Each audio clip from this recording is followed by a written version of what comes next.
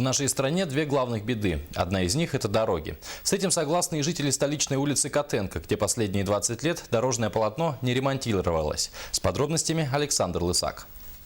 За последние несколько лет наш город очень сильно преобразился. Появляются новые здания, а самое главное – ремонтируются дороги. Но только в центре. Яркий тому пример улица Котенко, где не то что пешком пройти, а проехать на машине – уже большая проблема.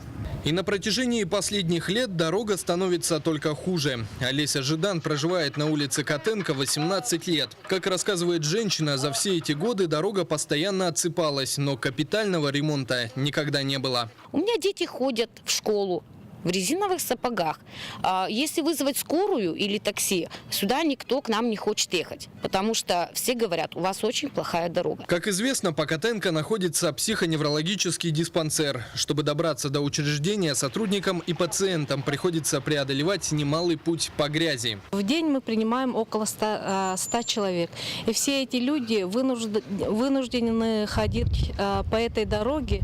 Дорога у нас, конечно, в катастрофическом положении. Ситуацию усугубили ямочные работы. Специальная техника роет траншеи, таким образом прилично сократив ширину дороги. Не имеется тротуара, мы ходим по проезжей части.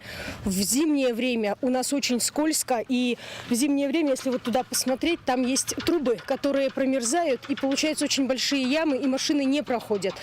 А в летнее время это вот то, что вы сейчас видите, это грязь. Отмечу, что в управе Центрального округа, к которой относится улица Котенко, знают об этой проблеме. О каком-то глобальном ремонте пока говорить рано. Но мы обещаем, что в этом году мы проведем отсыпку, сделаем градирование этой улицы, хотя бы чтобы люди могли там проходить, чтобы машины могли проезжать. Что касается капитального ремонта, на этот год средства не заложены. Остается надеяться, что в следующем году деньги на ремонт дороги появятся, и жителям улицы Котенко не придется больше мучиться. Александр Лысак, Дмитрий Сергучев, новости столицы.